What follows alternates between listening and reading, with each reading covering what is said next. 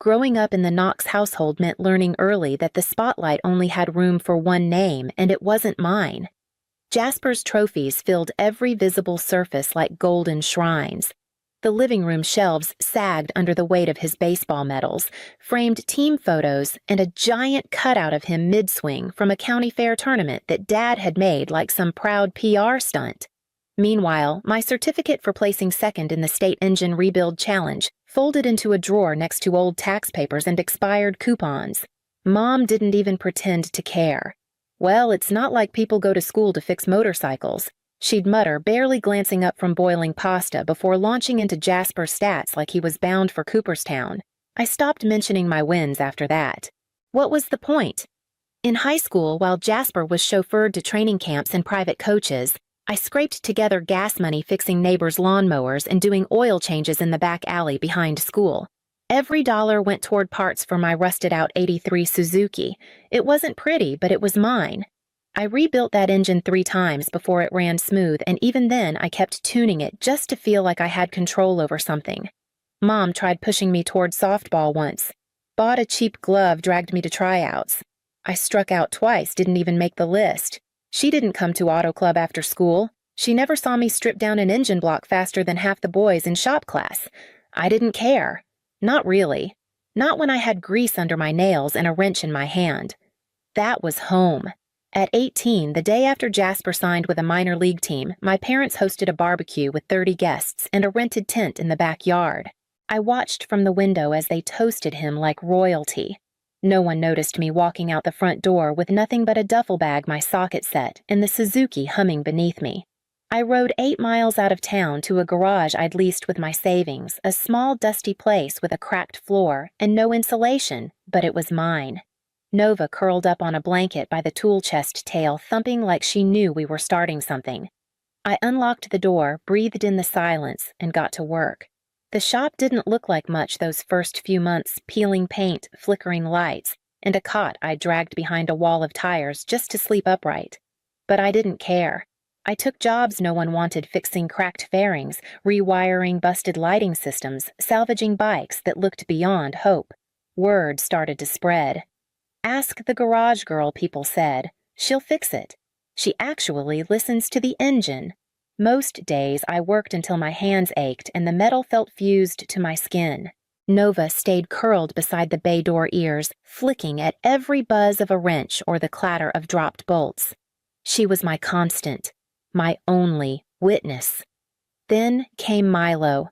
It was early February, cold enough that my breath fogged inside the shop.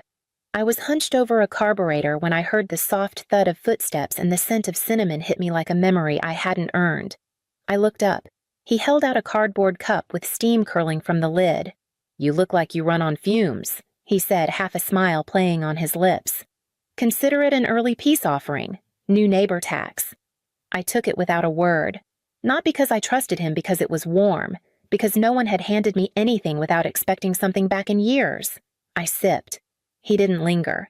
Later that day, I realized it was my birthday. Milo didn't know that, but it stuck. He started showing up every few mornings after that. Never pushed, never lingered long. Just small things, a muffin a refill, a quiet joke about the bikes I resurrected. I learned he'd been a field medic in the Army. Now he ran the cafe 2 doors down. Said the smell of engines reminded him of something solid. Said I reminded him of someone who didn't quit. I didn't say much, but I stopped locking the front door when I worked alone. And when Nova wagged her tail as soon as she heard his boots, I let her. Milo didn't ask about my family, and I didn't offer. That was its own kind of peace. By the time spring rolled around, I'd almost convinced myself I could build a whole life here.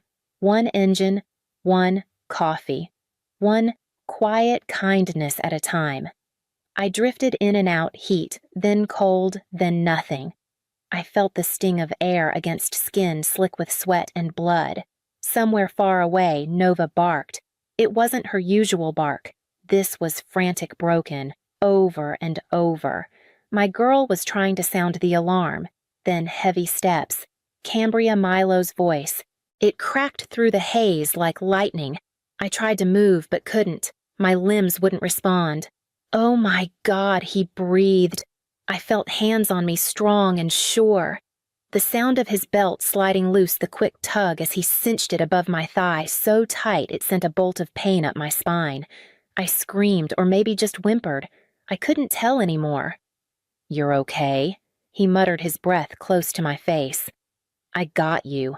You're not dying today. Stay with me, Cam." He was on the phone with someone barking out instructions. Arterial bleed, tourniquet applied, female late 20s, unconscious but responsive. I wanted to tell him I wasn't unconscious, just floating.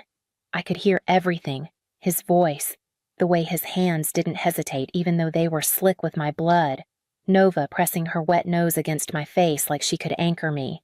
"You hear me?" Milo said, his voice low and fierce now. "Help's coming. You stay with me, Cambria.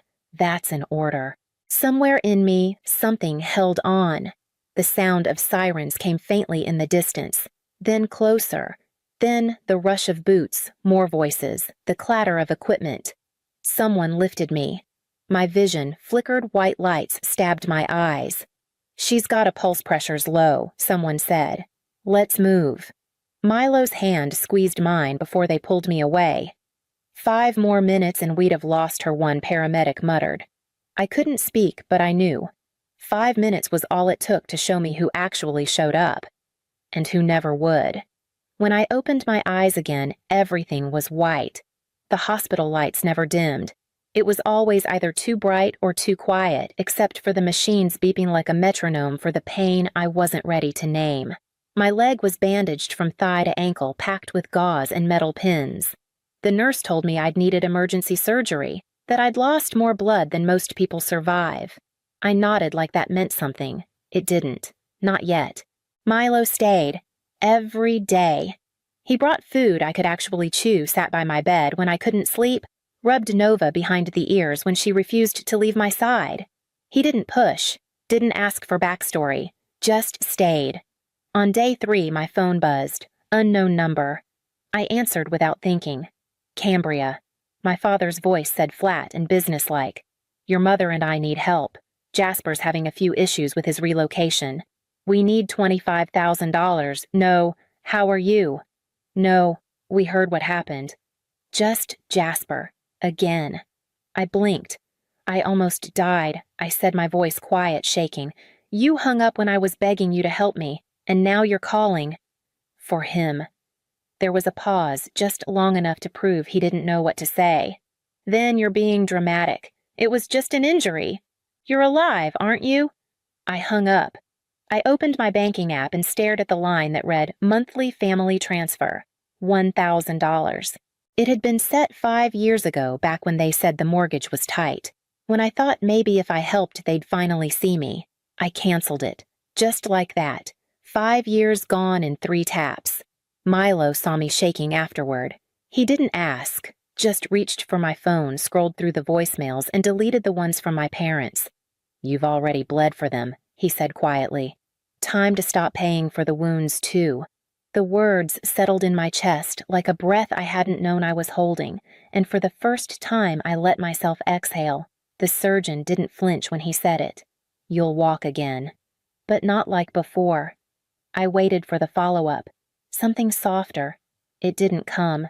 "You won't be able to stand for long stretches, or crouch, or lift more than 30 pounds safely.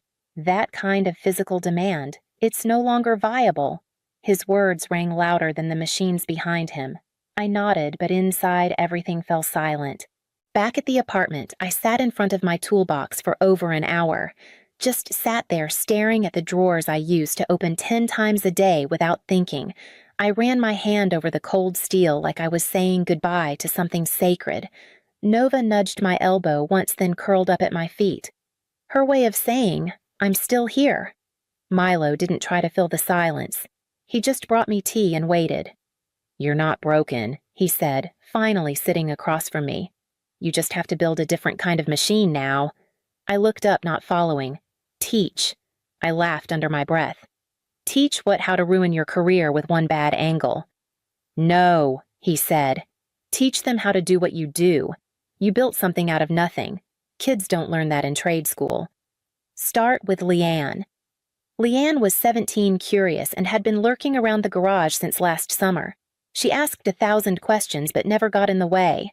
I figured it was worth a shot. I called her. She showed up the next morning carrying a composition notebook and eyes too wide for someone so determined. We sat at my kitchen table. I pulled out an old carburetor and walked her through the rebuild. She took notes like her life depended on it. 3 days later, she brought her cousin, then a friend.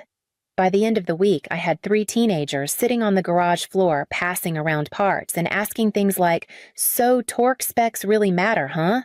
I didn't realize I was smiling until Milo caught me from the doorframe and nodded. It was messy. It was slow. I had to sit more than I stood, but it didn't matter. They listened. They cared. And for the first time since the accident, I stopped measuring my worth in horsepower and engine noise and started counting it in questions answered and light bulb moments. Maybe I wasn't done building after all. Maybe I just needed to learn how to build in a new direction. It was a Tuesday when they showed up, no warning, no call, just the sound of tires crunching the gravel outside the shop. I glanced out the window and froze. My father stepped out first, adjusting his jacket like he was arriving for a meeting. Beatrice followed her heels, clacking on the pavement mouth already tight with judgment. I didn't move to greet them, just opened the door and let the silence do the talking. They stepped inside, both giving the space a quick once-over. Dad's gaze flicked past the student cubbies, the tool carts, the mounted whiteboard listing this week's lessons.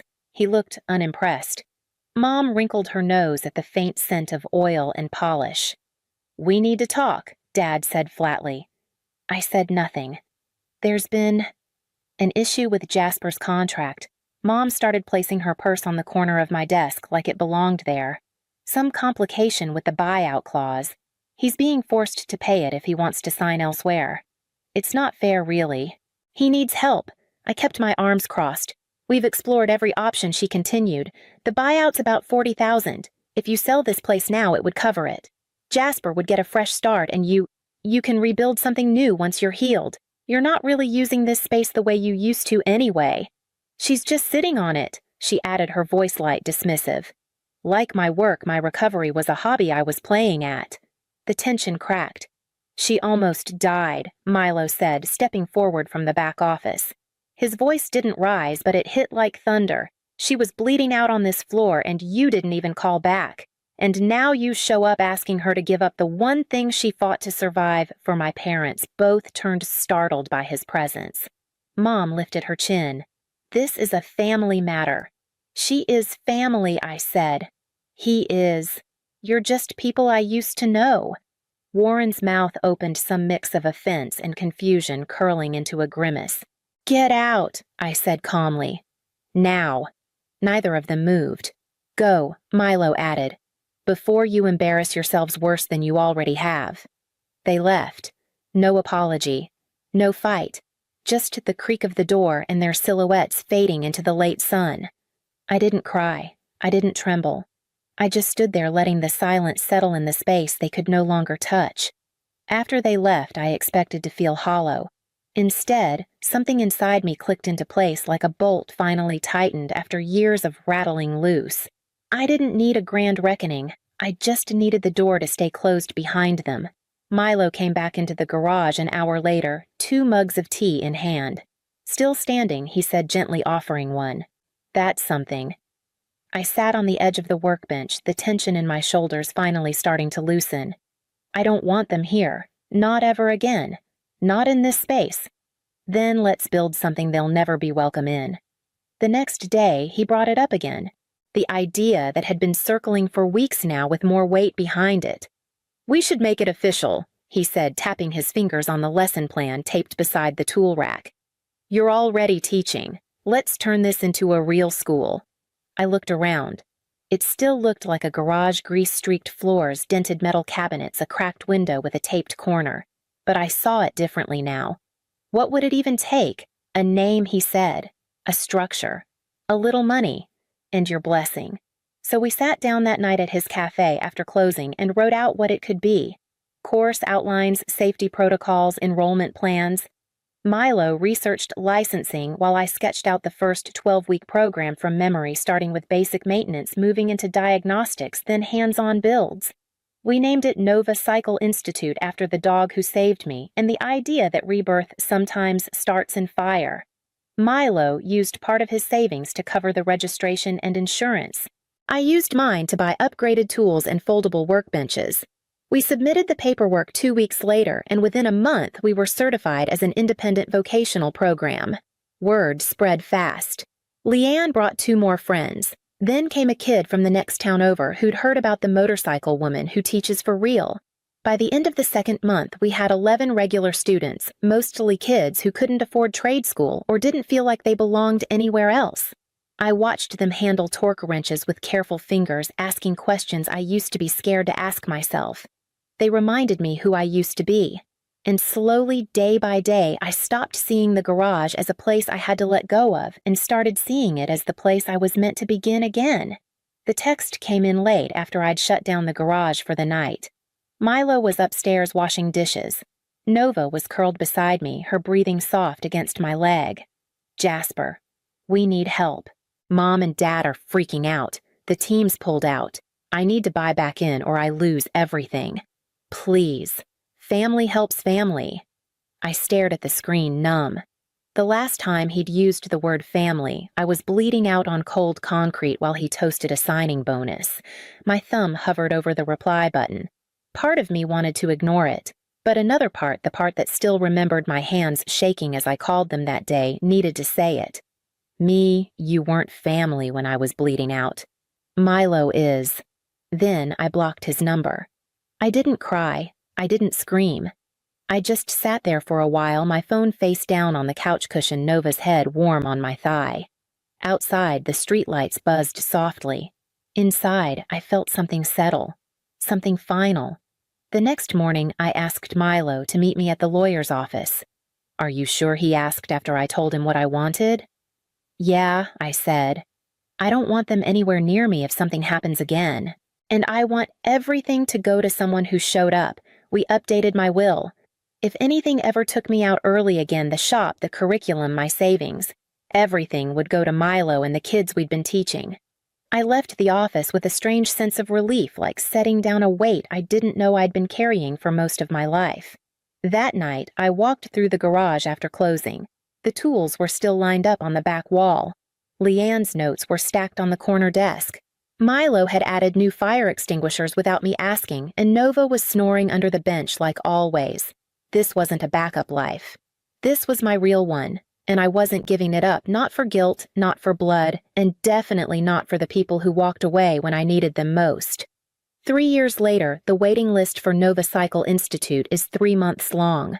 We expanded the back room into a second workshop, added night classes, even got a small grant from a local trades initiative. Most of our students come in quiet, uncertain, unsure of what their hands can do. I see pieces of myself in each of them. Milo and I got married in the spring. Nothing fancy, just us, a few close friends, and Nova wearing a bow tie that she hated but tolerated.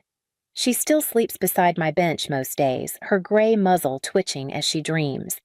I walk through the shop every evening before locking up. There's a plaque now on the wall above the first workbench.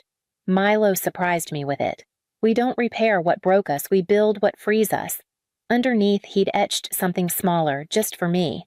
Cambria Knox, founder. I run my fingers across the letters every night before flipping the lights. Some names will never hang on these walls. They chose absence. I chose legacy. And in this place, this life I made, I'm finally more than what they left behind.